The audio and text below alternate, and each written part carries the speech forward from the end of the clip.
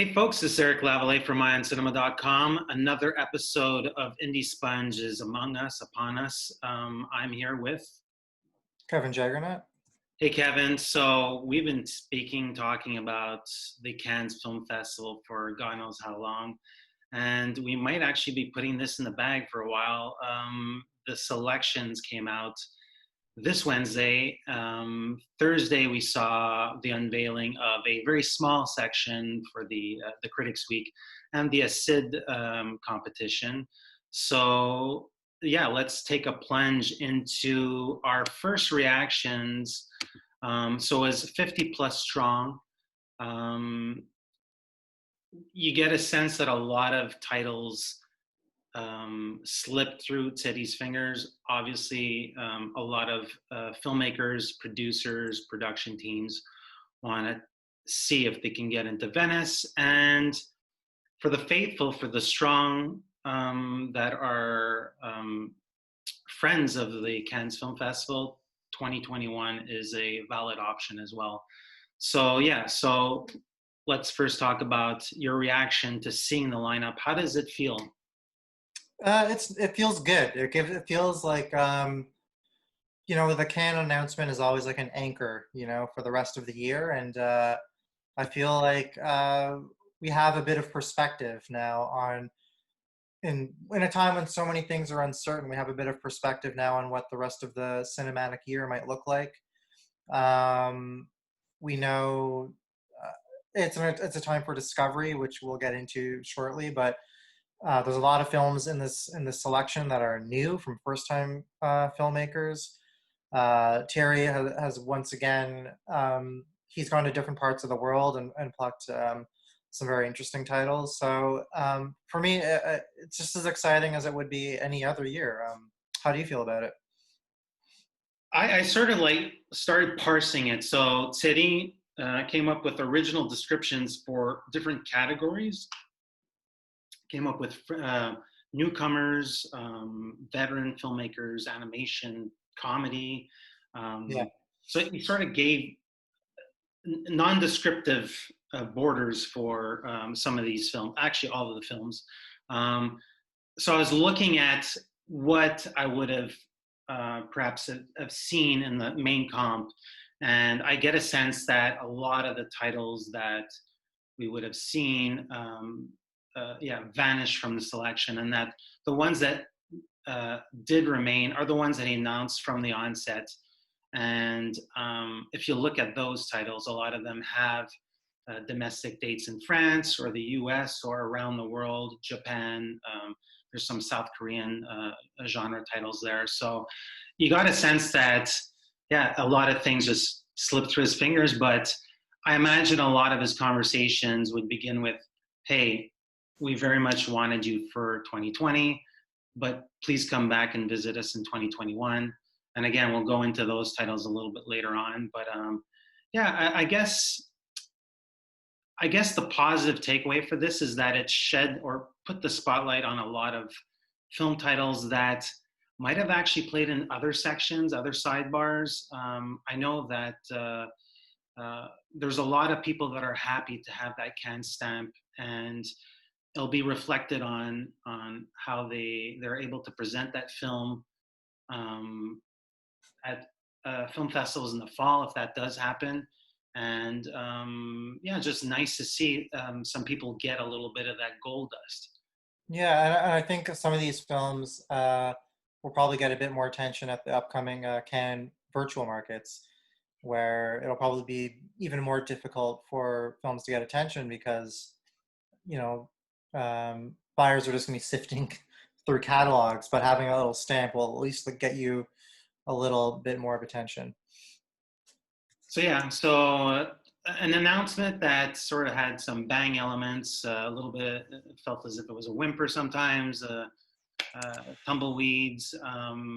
There was a couple surprises. What's that? A couple of surprises. Yeah, for sure. A couple of Sundance titles. I was expecting maybe a little bit more than a previous year, but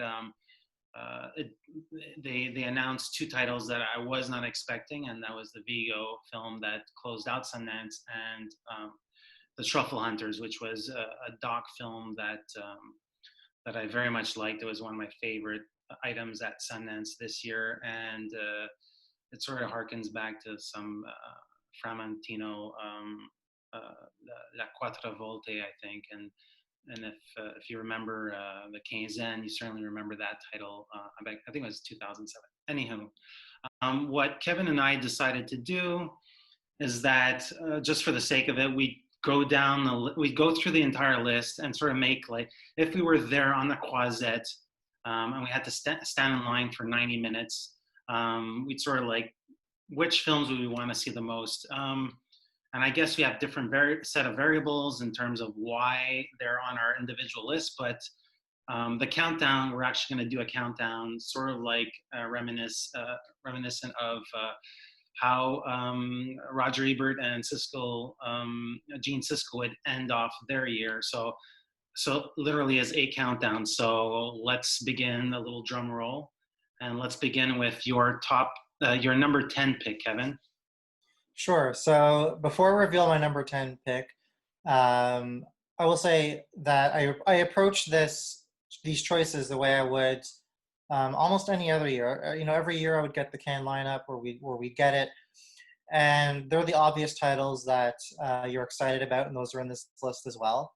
But I always like to poke around and just look things up, and just if something looked interesting, I'd kind of keep my eyeballs on it. So that speaks to my number 10 slot, or a few of the lower slots right now. But number 10 is The Real Thing by Koji Fukada, who has been in the festival before, I think most notably with Harmonium, which I haven't seen, and I haven't seen any of his films as far as I know.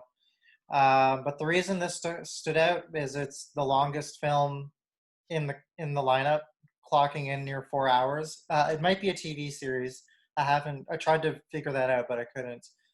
But that's something that always sticks out to me. I like to know what the big, long, weird movies are, but this one looks like an interesting one. It's about a man who gets caught up with a mysterious woman and is balancing a couple of relationships in his office.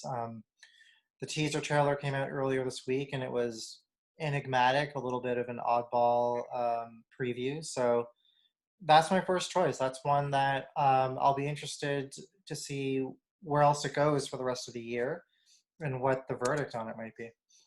So his last film was A Missing Girl, I believe, that played, I think, in Locarno, TIFF, and the New York Film Fest.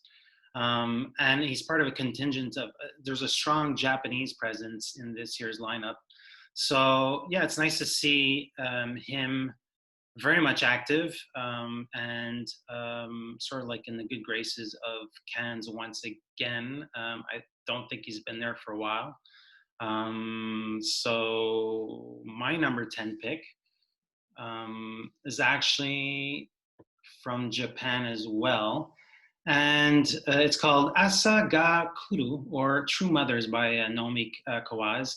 Now, Naomi and I have like a sort of like, there's a love-hate relationship between us two. I find that her cinema could be tedious, overly poetic sometimes, but then I'll go into a film such as Radiance, expecting nothing and feeling as if I want to explore the earth and in a more tactile sense, and I don't know, take the laces off my shoes and dig into her earth, her settings.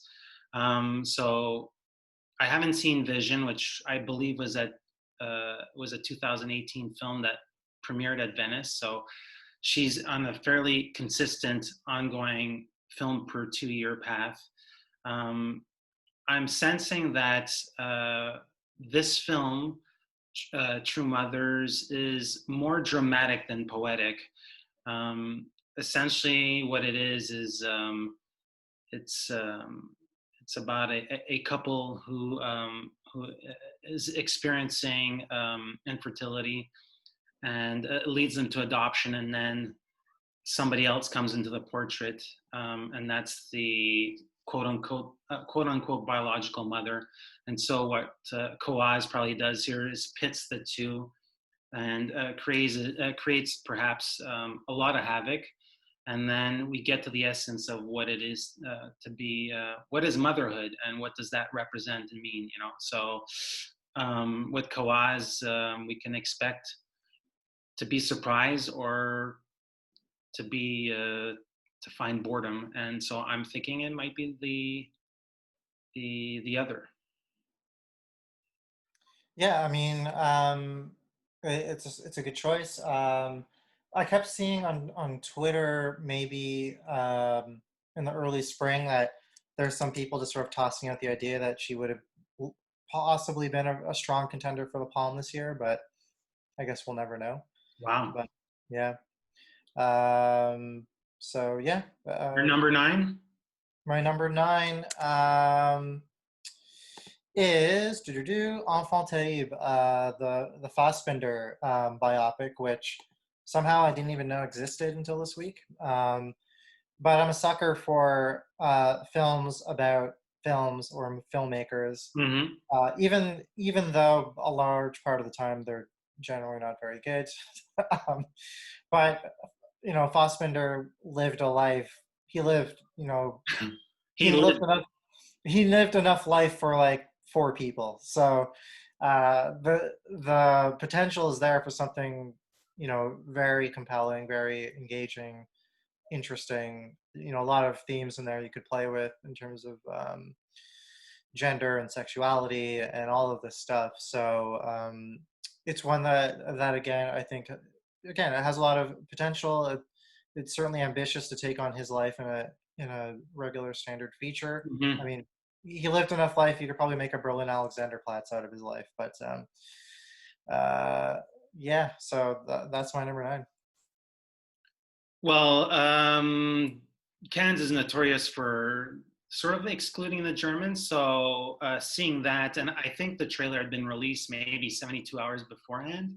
Yeah, So leave on Monday. Yeah. So there was a possibility that might be part of the lineup, but even when I saw the trailer, I wasn't necessarily convinced. So seeing that it was amongst the lineup, this could have been a certain regard selection.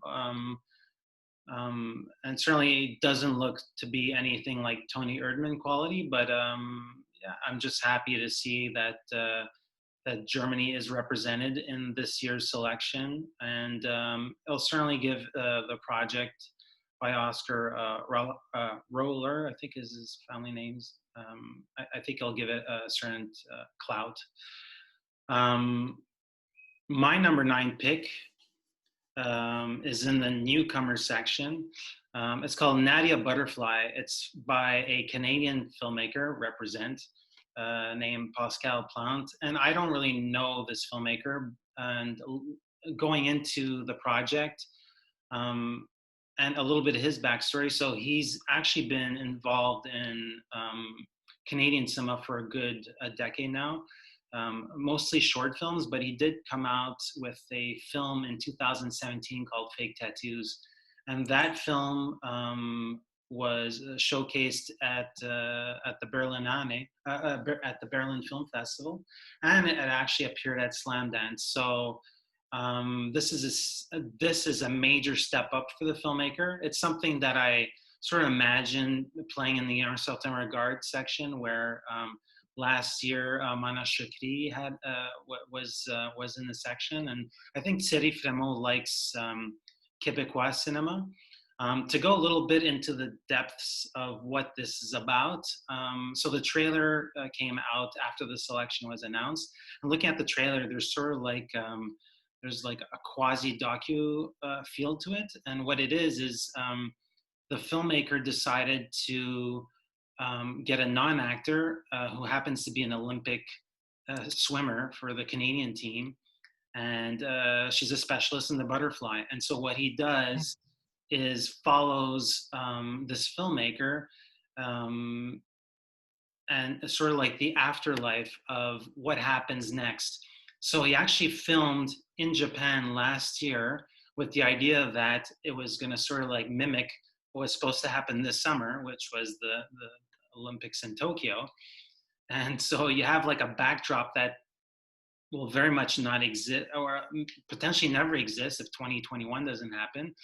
So yeah, he looks at retirement at the age of 20 something, and what does the after career look like, and what does it potentially feel like? And I'm sure he gets into some heady emotional terrain. Two key people on board the project. We have Stephanie Anne Weber-Biron, who is the cinematographer for Xavier Dolan's first two films, and a filmmaker that I quite appreciate in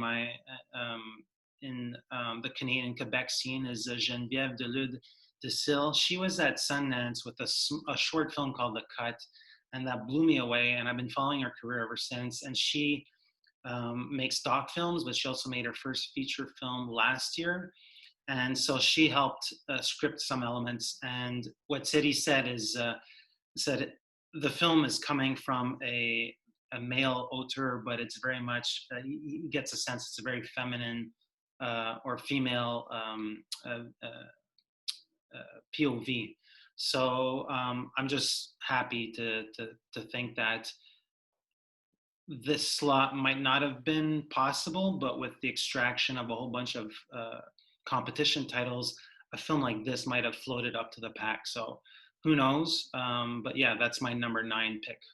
It's a nice pick. And I mean, Thierry's been very supportive of Quebecois cinema generally over the years. Mm. And I did see Fake Tattoos a couple of Oh, years ago.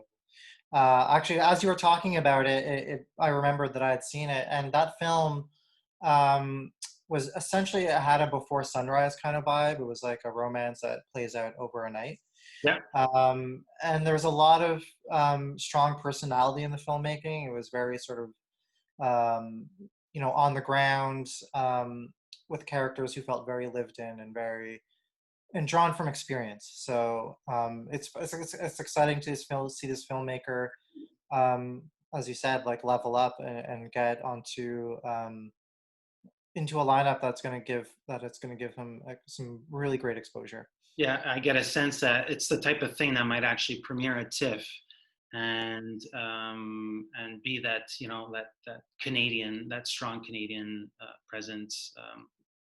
I'm not making any sense. I'm talking gibberish, but anywho. So your number 8 pick. My number 8 is a film that most certainly would have been the midnight choice for Cannes this year. It is the sequel or spiritual sequel to Train to Busan with Peninsula. Mm-hmm. Um, and this is my choice for the film that in the middle of a festival when I needed to turn my brain off, I would just go watch it. I wasn't a huge fan of Train to Busan. I'm one of the few people who thought it was just a fine zombie film. But Mm-hmm. that being said, it was made with, uh, frankly, in terms of that genres, it was still miles above anything that's being done like on the American side, certainly. And so I'm very curious to see what this filmmaker does with more attention, more money, more budget. Um, does he stay true to his vision of this genre? Does he, throw one out to the cheap seats with something broader, more mass market appeal? Um, Not that Train to Busan wasn't. So I'm just curious to see how he takes this next step in his career and what he does with the story and with the genre. So not a deep selection, nothing more than I need to turn off my brain for 90 minutes and watch some zombies. Well, Cannes has certainly been very helpful in promoting genre cinema from South Korea for I would say a decade plus easily, and I'm talking a little bit after Old Boy and what those type of films, and yeah, I could very much see you on a Monday morning and just regretting that you went in to see that film on the Sunday night, because generally these films finish at 2 a.m. in the morning. Um, And yeah, they start late.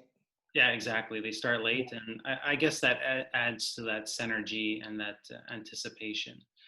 Um, my number 8 pick is a short that became a feature film that was supported by the Critics Week at the Cannes Film Festival in 2014.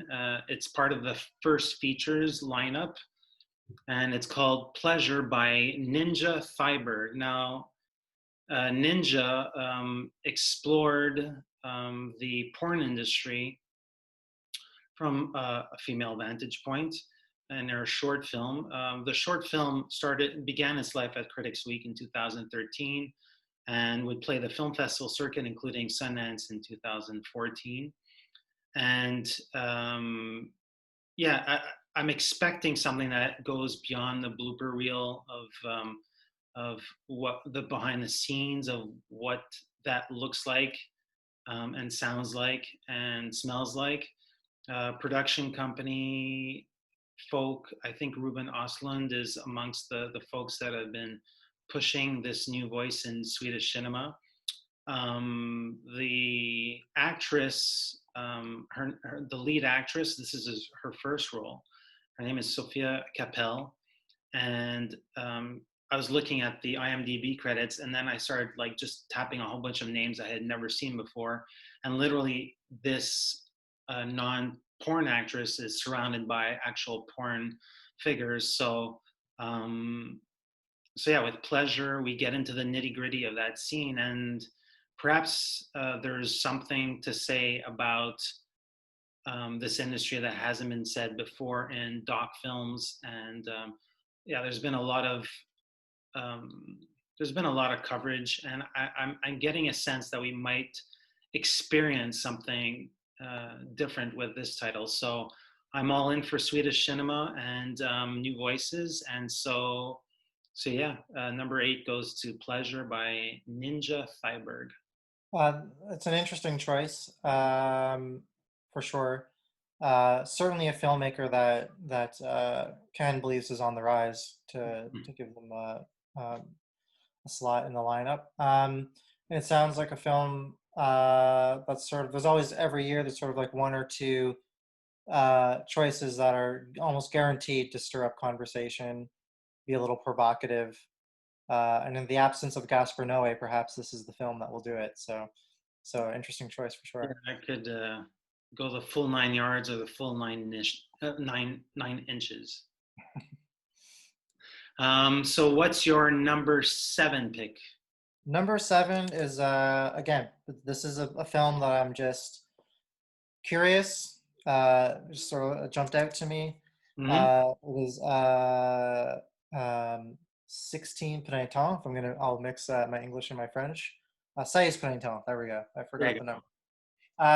This is a first-time feature from Suzanne Lindon, and it's, from what I can gather, is just a small slice of a coming-of-age story. This is a very brief film. It runs about an hour, 15 minutes, and it just tells the story of a teenager who falls in love with an older man, and then wonders if she's missing out on her adolescence by entering this sort of relationship. So it's exciting to see a first-time female filmmaker in the lineup. I think this film, this synopsis to me is compelling, and so I'm just curious to see what about this story and what about this filmmaker attracted Terry's attention. And if I'm not mistaken, that would be the daughter of Vincent Lindon. Ah, okay. Who's in a lot of every Stéphane Brisé film that goes to Cannes includes Vincent. So I think there's a lineage right there. Okay. Well, interesting. Even more so then. My number 7 pick was off my radar. I had not heard of the filmmaker nor the film.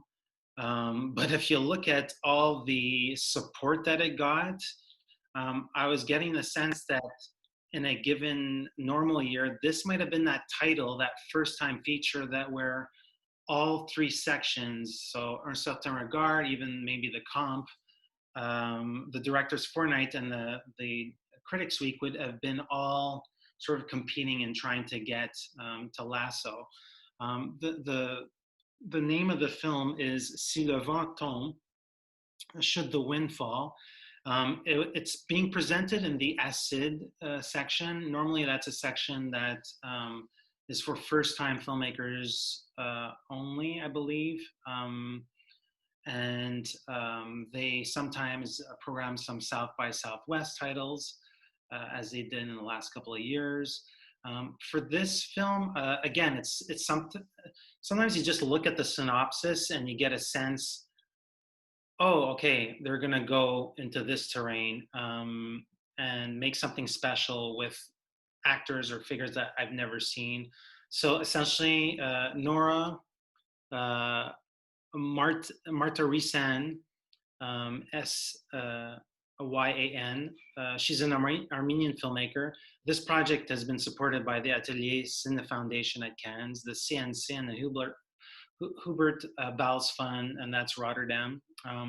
And in a nutshell, it's about an auditor who arrives at a sort of like airport and has to like green light a contract, and he encounters a boy there who sort of like developed his own business, and somehow these paths cross. So I don't know why I'm thinking of Iranian cinema, but I feel as if these two figures are could potentially be faces that we would recall, 20 years down the line, and yeah, just one of those throw a dart at the entire selection, say, oh, okay, what's this one about? So some Armenian cinema there for my number 7 pick. Well, I'm gonna take you from Armenia to Bulgaria with the same sort of like throw a dart at the board with February by Kamen Kalev. So again, this is just like you. This is a synopsis. This is I saw a couple stills. This is just something that it just drew me in. It just interested me. Now this filmmaker, he actually trained in Paris. Went to film school in Paris, so he probably has some connection to the industry through that. And he was at the Director's Fortnight twice previously. So he has those sort of roots in France and in the festival. But his new film sounds maybe like The Bulgarian Boyhood or something like Michael Apted's Up series. I don't know, maybe a blend of the two. Mm-hmm. It's a story about a man, and it details his life at the age of 8, 18, and 82. He lives in a small village. His life seems to have no meaning. So sounds like a real fun time. But this is exactly what I think the Cannes Film Festival does best, or find these like really kind of interesting stories from filmmakers who who knows if outside of Canada would have ever heard of Kamen Kalev. So again, just like you, this is one that just grabbed my attention. The early stills that have been released look really, really good. Looks like a very evocative, atmospheric story. So I'm interested, and I'm really curious about this one. Yeah, I've been tracking it for a little while now. I imagine that there was a lot of different funding bodies involved from all over Europe. It's like Image, and it's a few different people. Yeah, his cinema is very much esoteric. It's very much about the backdrop that heavily informs his character set. I remember seeing The Island at the festival many years back. I believe he had, I think there was the actress of The Beach.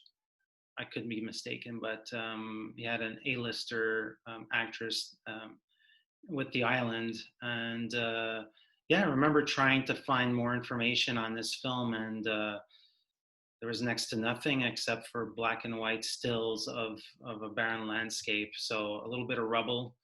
And I'm curious I like your description of it. So we could definitely see this play at something like the San Sebastian Film Festival, TIFF might program this as well. Definitely a very Eurocentric feel to it. And so for the number 6 pick, Gagarine by Fanny, Liatard, and Jérémy Trujillo. This is one of our most, Nicholas and I make this mega list every year, and this was one of our most anticipated international debuts. This filmmaking pair have won with their short films at Clermont, and I believe they've been to the Cannes Film Festival, I think the Critics Week section, with the short version of this film. And essentially, it's about, I wrote down, if you build it, it's a build it and they won't come type feature. So essentially, it's about a crumbling infrastructure, and one person who happens to be a minor is losing not only their home, their place, but also their larger family. And so what he decides to do is make sure that his dwelling comes up in a polished fashion. So part of the supporting cast is one of my favorite breakout actresses in the recent couple of years is Lena Kudry, who is in another big film, and we'll get to that one shortly. But yeah, I get a sense that it's a smaller film. I was thinking back to a film called Home with Isabelle Huppert.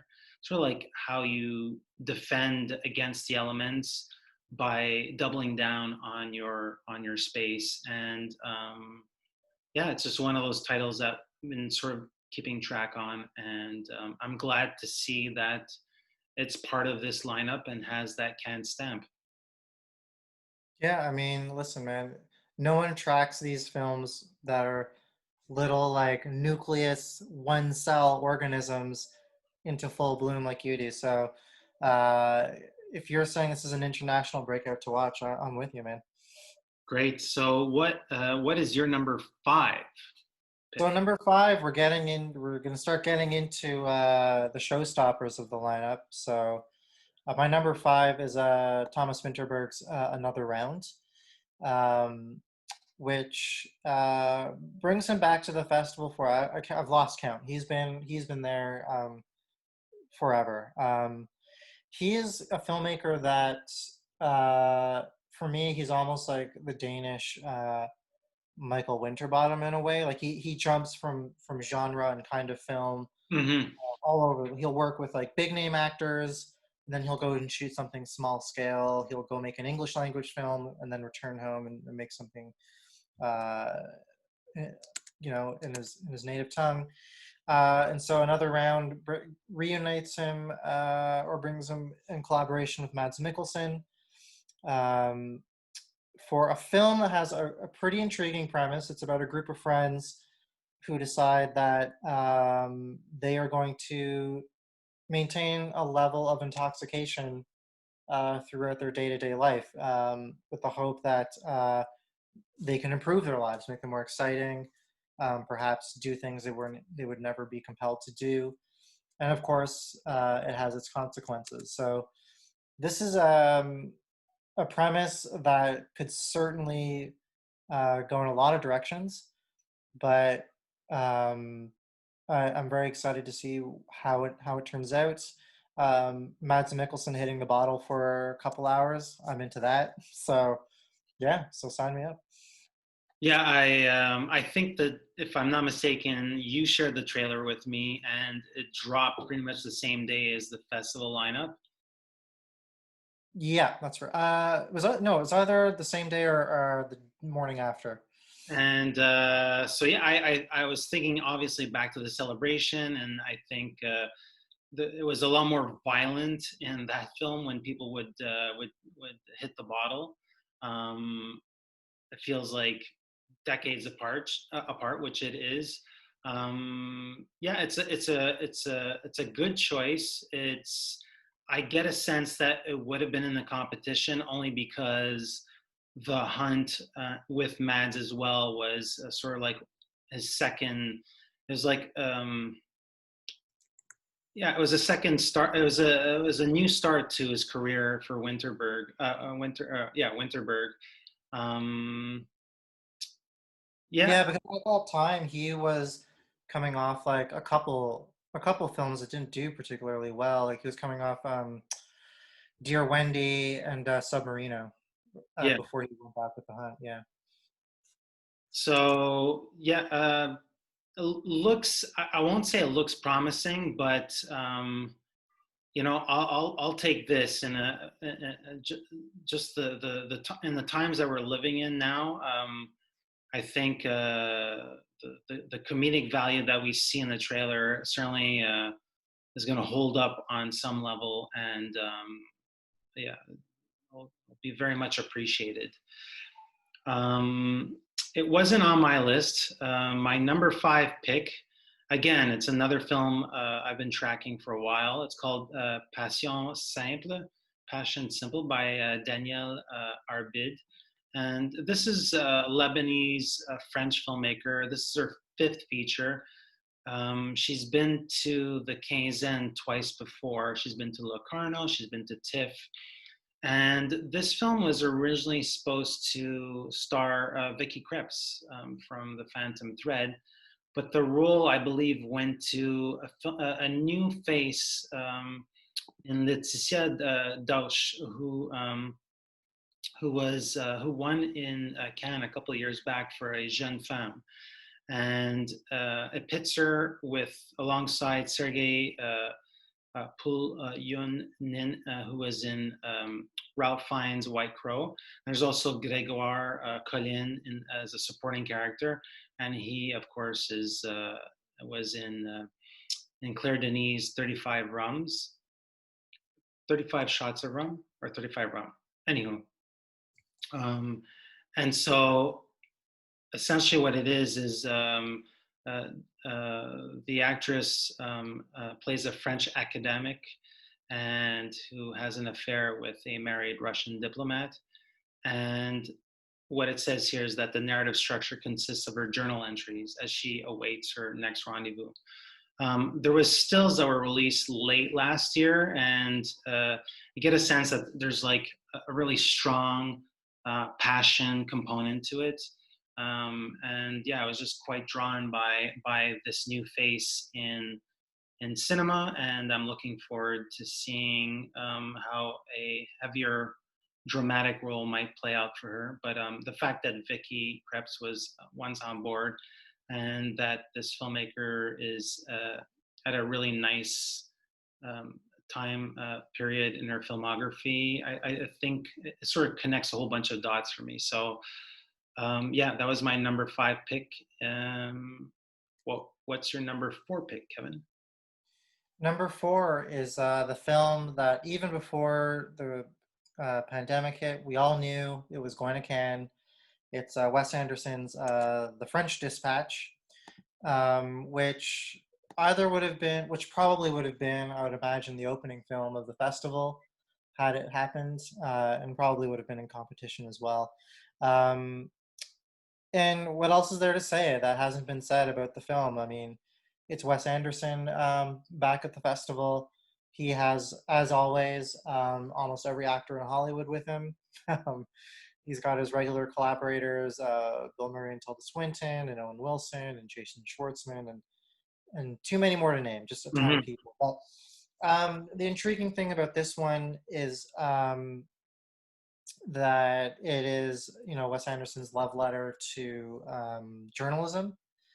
And so that will, and particularly it will have stories inside this magazine or paper, the Liberty Kansas Evening Sun, brought to life. So it's almost like an anthology style kind of film, with some different time periods and whatnot.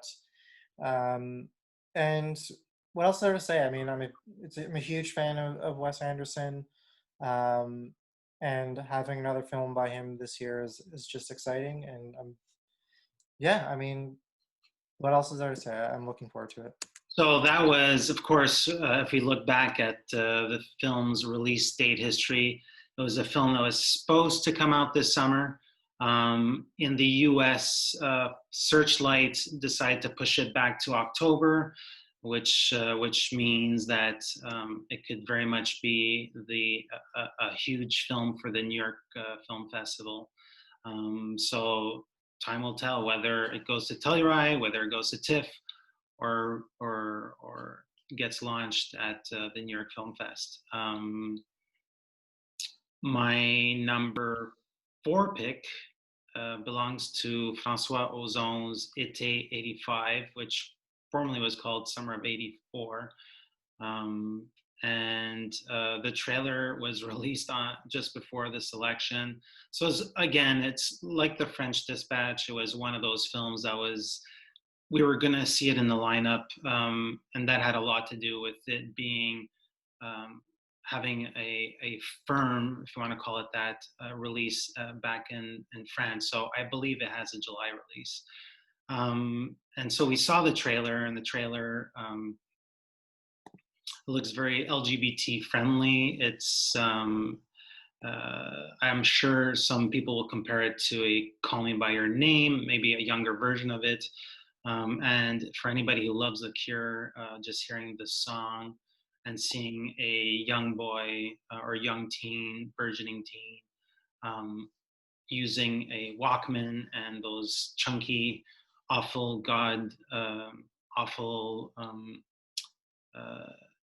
I want to call it earmuffs, but they were called headphones back then.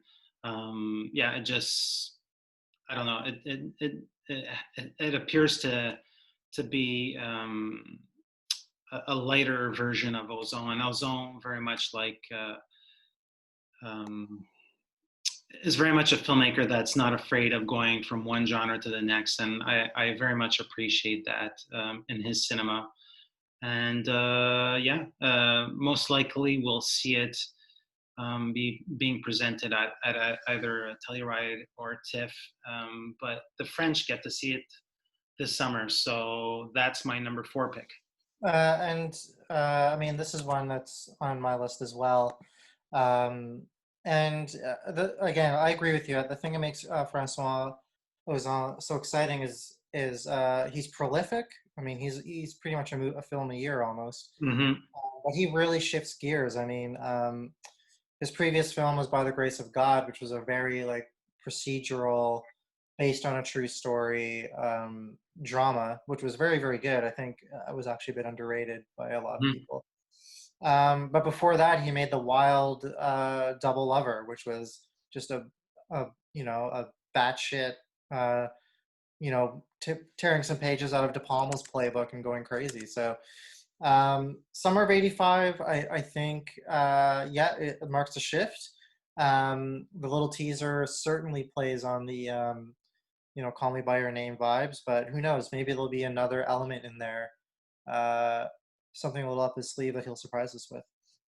And we're pretty much certain that this is one of the few titles that would have been a main comp entry, or do you think they would have perhaps showcased it as a certain regard item? I think he could have slid into the comp. Okay. Yeah. It's a weird one because again, we're going by the teaser or whatnot. It almost seems too light for In Search and Regard in a way, if that makes any sense. Mm-hmm. But also, I don't think Ozon would be out of competition at this point either. So I think it probably would have found its way into the comp somehow. I think there's more to be said than what we saw in the very small teaser trailer. Yeah, I would agree. I think they're maybe holding a bit back. For sure. In there. So, where does that bring us? So my number 3 was the same film. So let's jump to your number 3, which is actually what I just talked about, The French Dispatch. All-star cast, and it's the type of film. I say if I had to predict, it would have taken the Tarantino slot of Once Upon a Time in Hollywood. I think that it had a lot. It has a lot going for it. It is a rather large production, and I think that the fact that it was filmed in France, that there's a lot of French stars. I think Mathieu Almeric is in it. I know Lina Kudry is also in there, and I think Seydoux, I believe, is also in this film. So I think it would have been one of those gala screenings that took place on, I think it's Saturday or the first Monday of the festival, which is in the second week. But yeah, it would have been a pleasurable experience and difficult to dislike, I think. So that brings us to your number 3 pick, I believe. Number 2. Number 2, sorry. Yeah. So my number 2, I'm cheating a bit. Well, cheating a bit, but also I think Ken is cheating a bit slightly. And this was one of the big surprises, I think, of the announcement, was Steve McQueen having apparently 5 films ready to go this year. And so Ken will show 2 of them, Mangrove and Lover's Rock. And these are, and we say films in quote because we know that one of these films is, it's about an hour and change, and the other is a feature-length film. But these are all born out of work Steve McQueen was doing for BBC Television, and what started as something called Small Axe, which I believe was originally going to be a regular television series, has now expanded into something that's more of an anthology take on what is being described as life in London's West Indian community from the late 60s to the mid 80s. And so there's a lot of elements here that are fascinating. That period in British history, there was a large wave of immigration from the West Indies. Mm-hmm. Changed British culture, it changed British life.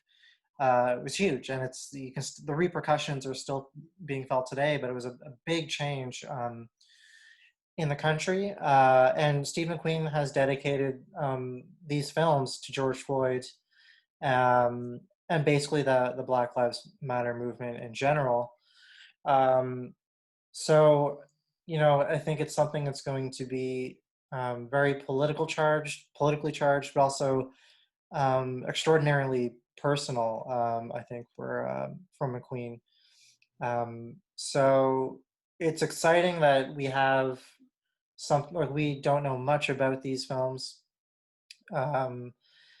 It's exciting that McQueen has been toiling away, and he's going to be coming out with, upwards of 10 hours of new film, of new stories, of new vision from McQueen. So that's, number 2, it was a toss-up between this, and we'll get to my number 1, but yeah, I think this is a huge one for me. So your number 2 technically is my number 2. I placed Mangrove firmly as my number 2 pick. This one runs just over 2 hours. So I agree with everything that you're saying. For me, Steve McQueen, 12 Years a Slave was a really important film in his filmography, and I think I don't know how the project was at the onset, but I'm fairly certain that while on set, they potentially found a lot more in the performances, and perhaps want to expand all 5 volumes and then give it their own entities or their own lives. I can just imagine how the conversation might have occurred with City, and how that invite might have looked like in a regular Fest edition, and how it might have played out. I know that Telluride and TIFF will really want both of these films, and this was it was nice to see his name because we weren't expecting it, and B, his launch pad was at the Southern Regard section with Hunger, and that shook me to the core. His debut film, and yeah, there's not much more to say except hooray, because there's going to be 5 films, perhaps spread out over the next 2 years, and it feels especially timely considering everything that's happening in the world right now. Yeah, that was my number 2 pick. So drum roll.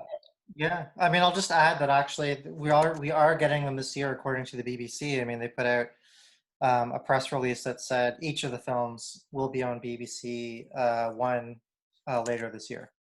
So he is probably using this pandemic to work harder than anyone else. Because I mean, what else? He's at home. What else is he gonna do? Except get these over the line. Um, and my final point, I guess, on the Queen films is that it does fit into the Cannes tradition of having, however you want to call these television episodes or films, it does fit into their tradition of having stuff like Carlos or Mm-hmm. Twin Peaks Mm-hmm. in their lineup. So I think it's not unusual to see them. But yeah, I do agree with you. I think this announcement, I think every festival for the rest of the year just picked up their phones to try and make sure they're the first ones to get it in the next few months. And it'll be seen on Amazon in the US, I believe. So yeah, we're in for some important cinema. Drum roll. What's your number 1 pick? Well, I think my number 1 pick and your number 1 pick are aligned. So let's dive into Francis Lee's Ammonite. Surprise, surprise! And our number 1 pick is a sophomore feature from the filmmaker of God's Own Country. So yeah, let's delve into this. Let's dig into it. So yeah, God's Own Country, huge breakout film for Francis Lee. Um, it put him on the map. A tender love story uh, between 2 unlikely people, set, um, uh, and I think he's got another similar kind of vibe going on with this film. Ammonite has Kate Winslet and Saoirse Ronan, and we're gonna drop back to 1800s England, where they fall into a relationship that's not only challenges the sexual conventions of the time, but also there's going to be elements of social clash in this story as well. But I mean, the major thing here is Francis Lee just leaping right into the Cannes festival. It's a big deal. It's a film that might have shaken the core of the main competition. It's debatable whether it had that clout, but I was thinking maybe it's a certain regard selection, but this project, which began production in early 2019, certainly had a lot of festivals buzzing. I'm sure that TIFF had an early look in 2019, and I believe that I think Neon grabbed the rights for this film They did, yeah. earlier this year. So it's coming with a lot. Those who have seen it, I get a sense that they know that there is something that's weighty. I think, yeah. I mean, listen, I think Neon picking it up is he was a huge deal. I mean, it's hard to believe that it was just like what, 3-4 months ago that Parasite won Best Picture. It feels like a lifetime right Mm-hmm. now.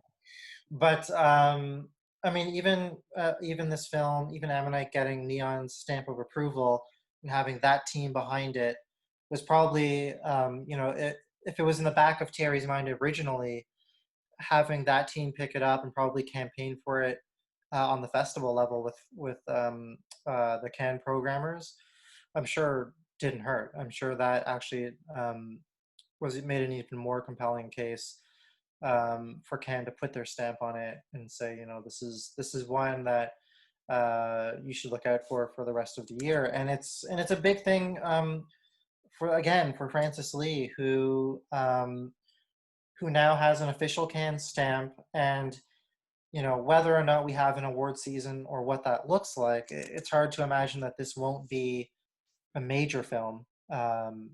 That's a major film in contention, a major film that I think everyone is going to be looking at as to sort of lead the way and be the one to I don't know, to try and stand out from. I wholeheartedly agree. I think it's got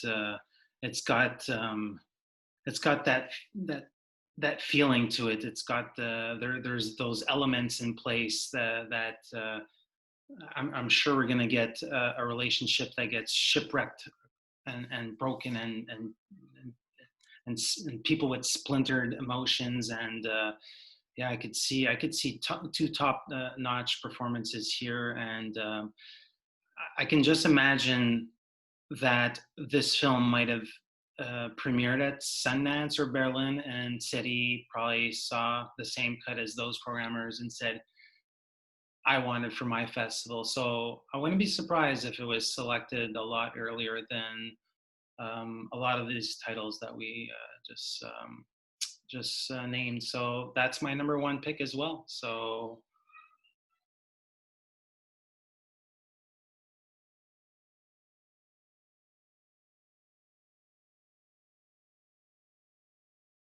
Yeah, I mean, we can probably keep going a little bit. Maybe talk a bit about Venice and what the Cannes selection means for that. And just to wrap up, God's Own Country, or not God's Own Country, Ammonite. Yeah, I think the other element here will be to see who among Telluride and TIFF in New York gets the prize to show it first. But it won't be Venice. We know that. And there were several titles that people were predicting to be in the Cannes selection that weren't there. Things that you and I, I'm sure, were surprised not to see. So, so when we talk about that, what do you feel about the films that we're missing? What do you think is going to wind up in Venice? So I sort of made two different lists. As we had spoken about this last week, I sort of look at the layout of the land. We know that Paul Verhoeven already has the 2021. He's set to wait a full year. But which filmmakers are going to actually wait until the 2021 version and skip out on Venice? That's the big mystery, and we'll possibly be talking about this for the next 8 weeks. But a sort of short list that I made of titles that were absent and sort of make sense. We have Taijo, Memoria. That's definitely awards bait type film. We have The Story of My Wife by the Hungarian filmmaker Enyedi. We have, so the last couple of years, the Mexican filmmakers have really, they practically won every single award. I think it was 4 years straight, ending with Roma. So I think another Mexican filmmaker that is an habitual at Cannes is Michael Franco. And I think it was called in English Dreams Like Us, or Lo que Alganos Sonoron. I'm probably getting it way off. So those are three filmmakers off the top of my head that were noticeably absent. After that, there's a collection of a whole bunch of figures that could potentially break into the lineup. Perhaps you can unveil some of those. Or I'm looking at your list, and I think one that I expected in Cannes was Sofia Coppola's film On the Rocks. Yeah. From Apple, and A24. it's a bit curious that isn't there, but they may be waiting for a more sort of I don't want mainstream is not the right word, but a more sort of like for a festival like TIFF, I think that might be a better launching ground for it.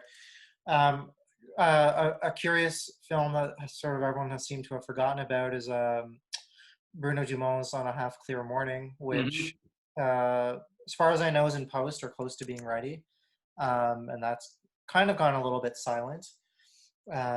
So will he be waiting until next year or not? We'll see. And there's also Joanna Hogg's The Souvenir, the second part. Again, which was tipped to be a Director's Fortnight title, and could still be. Yeah, could still end up there. So some curious things, and then there's the one that and then there's all kinds of other things. There's like the Mektub, My Love, the third part, which I don't know who's caring about that movie at this point, but it's there. It's there to be screened. So I think we have a little bit of a window into what Venice may or may not look like, but I think my feeling is that just like the Cannes lineup, the Venice lineup will be equally a mix of the expected, a couple surprises, and maybe a lot of things that maybe wouldn't have been there in a normal year. So yeah, we had referenced this last week, but apparently there was going to be an absence of Netflix titles, and they're very much comfy there, going there. Yeah. And so if there's an omission of those titles, then there's filmmakers like Ulrich Settel, Lorenzo Vigas, who's won. He won the Golden Lion and would go there with his second film that's been in post for a while now called The Box. You have Bertrand Mandico's After Blue, Eskil Vought's The Innocents, that's his second film after Blind. Stéphane Brisé could be there with Pour le meilleur et pour le pire. And one person that we keep on mentioning or referencing is Mona Fastbold's The World to Come. Those are all titles that don't have necessarily distribution deals set up everywhere and are more awards cloud-friendly type items that probably were looking at Cannes and would definitely prefer a real edition and a lot of safety measures put in place and yeah, go on the Lido.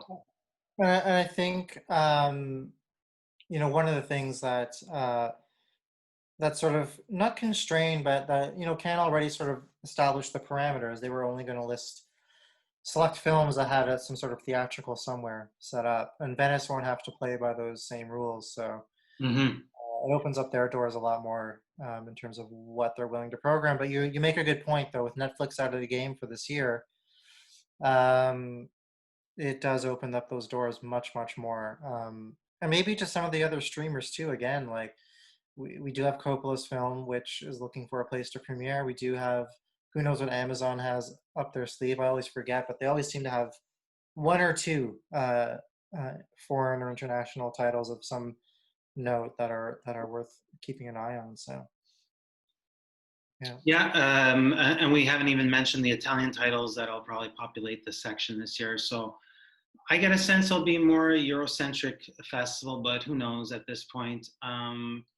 And that pretty much concludes this special edition. We didn't go into our regular film news, but yeah, I don't suspect that we'll be talking about Cannes Film Festival for a while. And it'll be fun to see how that stamp is applied on the film festival circuit this autumn. So that concludes this special episode of IndieSponge. Thanks, Kevin. Thanks a lot, man. Talk to you soon. Our first special guest, I wanted to have none other but Nicholas Bell. Nicholas, hello. Hey. So Cannes, the city released the batch of 50 plus titles this week. Before we start going into the titles that mean the most to you, that you would have lined up easily for 90 minutes in the blistering sun or under multiple umbrellas, what was how are you sort of like? How did you appraise the selection? What do you feel about this 50 set? It's difficult because I think it's a compromised selection, and it's frustrating to read some of the complaints people have had about there's a lack of glitz and glamour, but of course there's not gonna be. There's not all these films that are being held till next year, so really this is just to help out. This is really something that would help out smaller films by having the Cannes stamp. I'm not disappointed. It's just that I'm more disappointed that part of the reason I think a lot of us go to all of these festivals is to have access to things that we might never have access to. Like it might never get US distribution. So that's what I think this selection is for. And I was excited about a lot on here, but yeah, it's not, there's no new Tarantino film here because all of those things are going to come out eventually anyway. So yeah, a lot. If we look at the titles, and this spreads into the Critics Week section as well, a lot of these titles we were tracking these titles, specifically the French productions, co-productions. So, there are some surprise elements, and I'm very much looking forward to going into your list. But yeah, a lot of films that would have taken up the space would have been comp titles. Those sort of like disappeared, and a lot of films that were in contention potentially in other sidebars or sections, or had a good shot at the Un Certain Regard section. Well, they sort of get a little bit more clout from developing nations to even other European nations. It's nice to see first-time filmmakers or non-Cannes filmmakers get that special acknowledgement. And what'll be fun is to see them carry that stamp onto the film festival circuit, no matter how it looks like in the autumn or in early 2020. I was looking at your list of 10 films. There's a lot of habituals, we'll call them, veteran filmmakers. And so let's start going down your list. At the number 10 slot, it's a guy that's well into I believe his 11th feature film. And I was looking at his career as of the early 90s, and he's been somewhat prolific, but yet with this last feature, we get a sense that he's been in post-production hell for a while. So drum roll, please. At your number 10 spot, we find a piece of Lithuanian cinema. Yeah, Šarūnas Bartas's At Dusk, I believe is the English language translation, which is a period piece.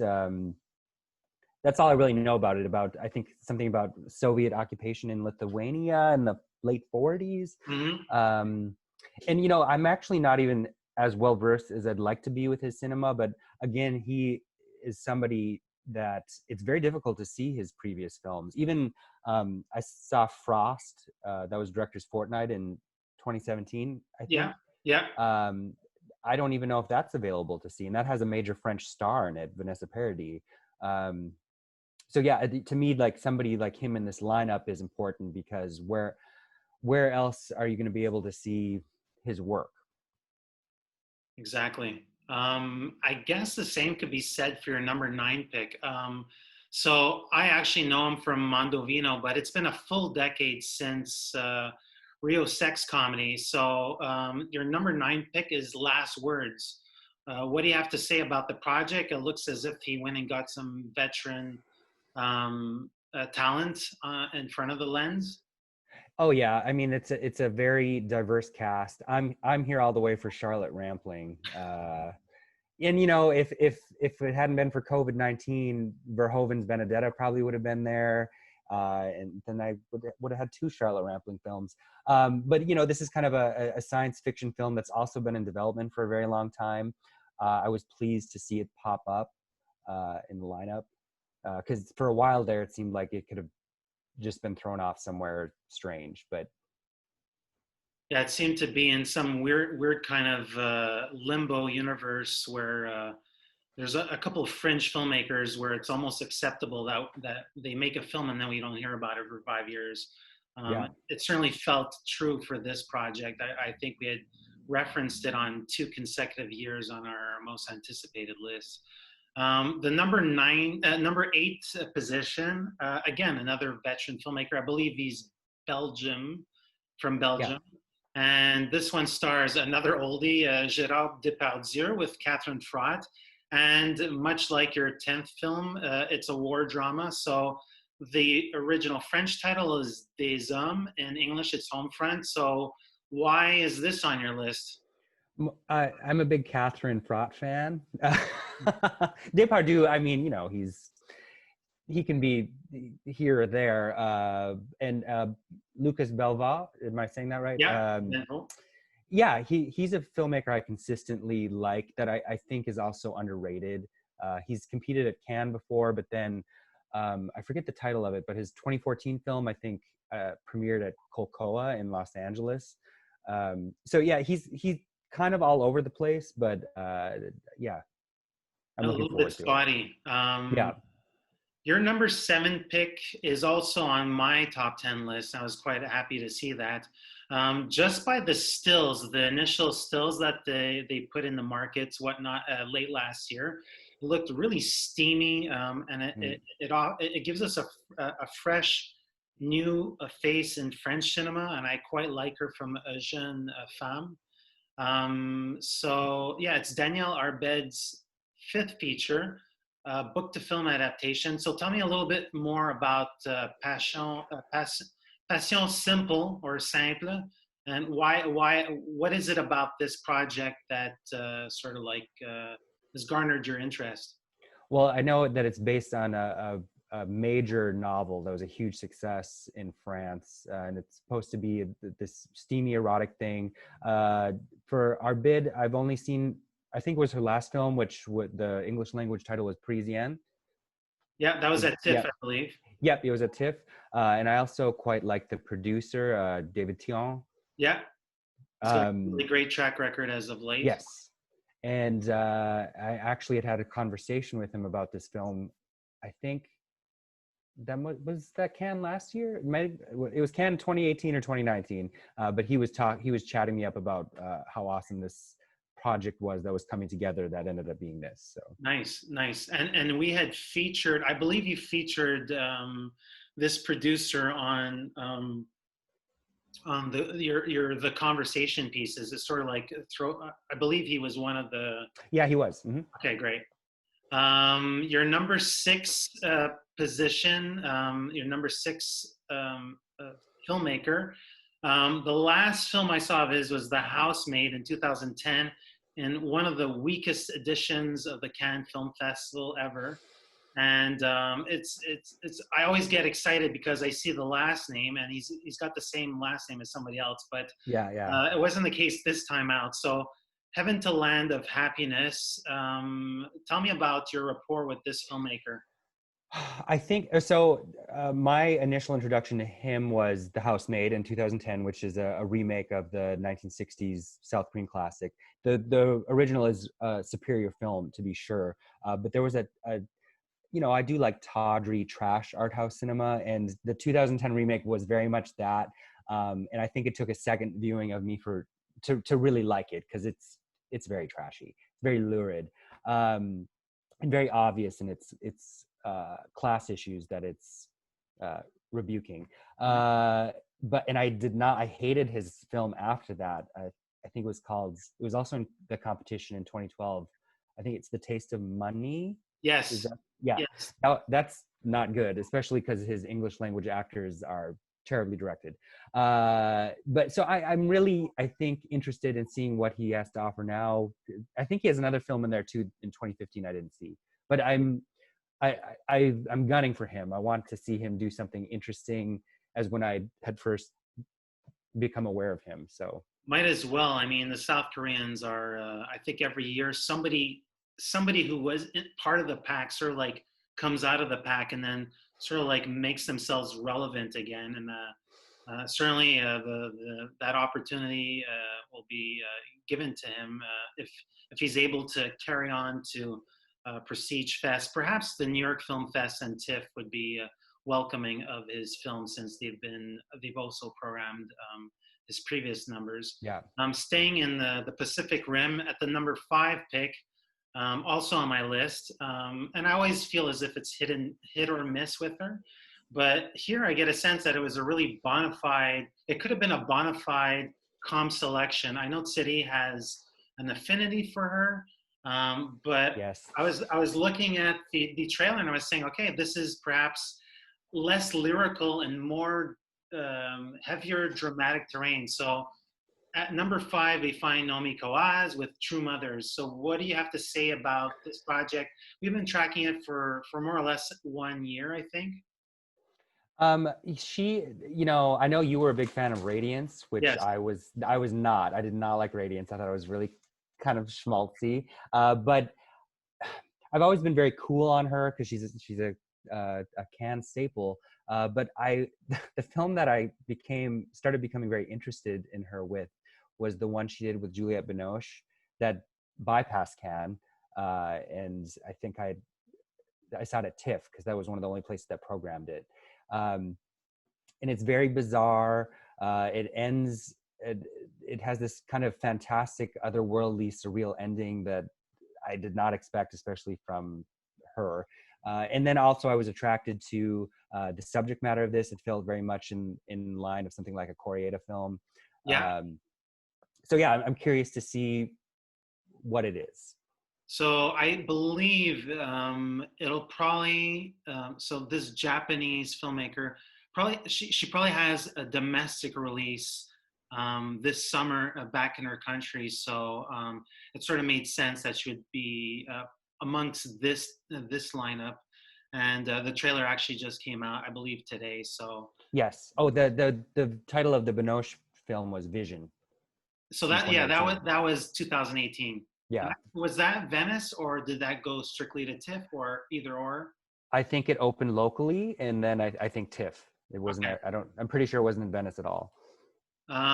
Again, sticking to the Pacific Rim, I believe this is the filmmaker's first presence since Harmonium. And it's also, he's taken a page from the Romanians. I'm not sure whether it's going to be a miniseries but I mean, it's the film with the longest runtime of the comp, or of all the selections. What do you have to say? I believe you reviewed his last film, A Girl. Yeah. So, I really liked A Girl Missing, which was at Locarno last year. I was a big fan of that. Really recommend seeking that out if you haven't. I actually have not seen Harmonium still. I don't know why, but and then he had another film there too, A Man from the Sea or something. But yeah, and also the running time. I'm kind of attracted to. I think we all kind of like to torture ourselves a little bit, and there's got to be one film in there that you make it through. I think, but I'm very curious to see what this is. I don't actually even know what it's about, and then going through just a lineup cold like this, you kind of are attracted to people you're familiar with. So for sure, that doesn't take away from your next pick. It is a sophomore feature from this filmmaker. I believe I don't want to say love this his directorial debut, but I think it was highly ranked in your end of year list. So your number 3 film was mine and Kevin Jagernauth's top pick. Okay. All right. Of the entire selection. And I think there's a lot of variables to why this film is going to be of interest in 2020 and 21. So it's Ammonite by Francis Lee. So yeah, what's your rapport with this filmmaker, and and what are the entities or specifics about this film that made you rank it so high? Well, who doesn't love a period lesbian drama? It's very in these days. And a great cast with Kate Winslet and Saoirse Ronan. I'm curious to see where he goes with this. I was a fan of God's Own Country. I did have some reservations about it because I do feel, if you remember, it's the racial other, who I believe is Romanian because it's set in the UK. I felt he was a doomed character with his love interest in that. But yeah, it was interesting and kind of steamy in a way that you don't see in gay art house cinema a lot these days. And yeah, I'm interested to see what he does with something so high profile and with including with the cast and the style and subject matter. So yeah, I'm very curious. So I was discussing it before, and I believe Neon picked up the title somewhat before Sundance, and originally I thought it might play at Sundance or even Berlin. Yeah, I thought that too. So seeing it unveiled by City, do you think there's a lot more clout than what we believe we might be anticipating? I think so. And then, I think it's unfortunately trapped in this nether region of release dates. So rather than sit on it for another year, I think since it didn't pop up at Berlin before all of the pandemic, I think that they were probably gunning for this. So yeah, that kind of elevates the promise of it as well. Your number 2 pick, unless it's Tony Erdmann or highly original cinema, the Germans are not necessarily appreciated on the Croisette. They're fine people, they're good people, they're solid artists, but I was really surprised to see this film. Anything about cinema, I think it's my favorite subgenre, but it's really high up on your list, and you probably have an affinity to the bio personality on what it's based on. But let's talk about the filmmaker. And so Oskar Roehler, he's been actually prolific in like churning out films in a regular pace in the last 2 decades. But I don't believe he's been on the Croisette, and I took note. No Place to Go in 2000. So let's talk about L'Enfant Terrible, and then if we can go into that filmmaker, your rapport with that filmmaker, and also the lead who plays Rainer, an actor that we find his more recent work is Never Look Away. So yeah, let's talk about the title. It's and yeah, the fact that it's even programmed in Cannes. Are you surprised? I am surprised. Yeah, it seemed like it really would have been something in Berlin, considering it's about Fassbinder. Oskar Roehler, I'm not terribly, for his prolific output, I'm not terribly familiar with him, but No Place to Go stars an actress I really like that passed away last year, Hannelore Elsner, I think is her name, who, as an older woman, people might be familiar with for the Doris Story films, Cherry Blossoms. But yeah, so I don't really know much of his work beyond that. But he's got a really good cast for a film about Fassbinder. So I'm very curious to see how true to life, because Fassbinder was fascinating with how he treated his lovers and colleagues. So yeah, I want to see what happens. So the trailer for this actually came out prior to the announcement, and it certainly looks the part. I was trying to navigate through the trailer and see, okay, is there like a true, strong, authorial sense, like a sense of aestheticism? Would he try to like merge that world or some of the films, and like you really can't get a sense of it. So for now, it feels as if it's a standard biopic, but the fact that it's not, it's called Enfant Terrible, I doubt that there's going to be anything standard about it. I love your number 1 pick, which is my number 2 pick, and also Kevin's number 2 pick. It's a very timely picture whenever it comes out. because we are living something truly historic right now. The first thing I want to say about this double mention or double insertion into the lineup is that the filmmaker, when he made Widows, it was based on a series. Mm-hmm. They made one skew out of an entire series, and the reason why it was potentially off your radar or my radar was because he was working on a series originally. So, were you shocked that Steve McQueen is actually putting out 5 movies? And what do you think about these projects, knowing a little bit more since the announcement? Yeah, I mean, anytime a filmmaker as major as that comes out with these 2 projects that I had no idea what he was even working on. Of course, immediately interested. That was what I first looked up, was like, what are these about? Talking about Black lives in the UK, which we don't really see a lot of. There aren't a lot of Black filmmakers out of the UK. And then also considering his growth as a filmmaker, I don't know, we've left behind, what's his name, his white muse that was in his early films, Michael Fassbender. Michael Fassbender. Yeah, and I like that. I like that we're moving forward with other things. I don't know. So yeah, I'm very curious about both. I feel saddened that I can't see them in Cannes. Yeah. or if they had both, would they have both been in competition? You know. I get it.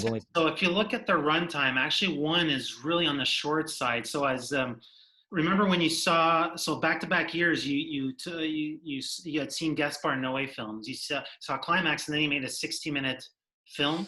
Mm-hmm. So I get a sense that City, when he saw these projects, he would have potentially selected them with under the same guise, where Mangrove is the much more meatier of the two. Lovers Rock could have been something like out of competition. Yeah, something like that. Kind of like what they did with Hong Sang-soo in what year was it 20, when there were Claire's Camera and Good point. Yeah. Good point. Yeah, it probably would have been something like that. But yeah, I'm assuming these will be in Toronto if TIFF still happens. But well, what we do know is that the BBC are planning to release them all this year. So I'm feeling that the natural hopscotch would be potentially a Telluride TIFF and London BFI presence, and then launch these series, the 5 films in the fall. That sort of would make sense. The fall is not too far away. No. Before we leave off, do you have what's your feeling about Venice? Do you think it's going to be a very slim selection, a slender selection, a Eurocentric selection? Do you think they're gonna? Do you think a lot of producers from all the continents? Do you feel that that people will want to go to the Lido if a lot of the precautions are put into place? What are your feelings about Venice? Well, I think there are going to be 2 types of people. There will be journalists that don't care and are desperate to return to cinemas and will go, and then there will be people that are absolutely won't, like Spike Lee, for instance, who says he won't be in a theater until there's a vaccine. Mm-hmm. So hopefully there's a vaccine by Cannes next year. But I think that Venice will be very Euro heavy, very Italian heavy, which might be a great opportunity to foster some homegrown filmmakers, kind of like how the Cannes selection, since they didn't put them in categories, didn't have to worry about a backlash of gender parity this year, because there's just a smattering of women, and you decide where you think they should have gone. Yeah. So I think Venice will, because there's going to be a lot of people that don't want to travel, and who knows what things will look like then, if we're going to start seeing a second wave or whatever that they've been predicting since the onset. I think it's too early to tell, but I think a lot of filmmakers are trying to plan farther ahead, much like the Hollywood studios, and just wait till next year. But I don't know. Yeah, certainly Nanny will stake out a post there, and Framartino I imagine will be certainly there with his latest, and maybe even Kashish. I mean, it's a car drive over. That's true. Oh, Um, so there still is a third part of that mess we have to get through. hey, we never know. I'll, We never know I mean, I'll watch it. for sure. So yeah, that's pretty much it. Any parting thoughts on the 50 plus lineup and potentially the 2021 lineup? I'm looking forward to 2021. You know, Paul Verhoeven's Benedetta is very high on my list of things I want to see.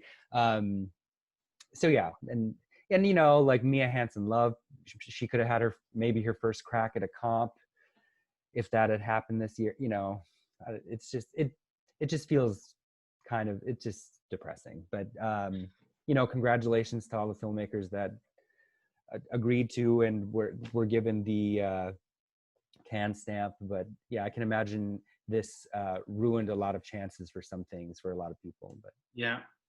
Hi, I'm Eric Lavallée. I'm editor-in-chief and site owner for IonCinema.com, and this is Kevin Jagernauth, contributing writer for the playlist. And together we are IndieSponge.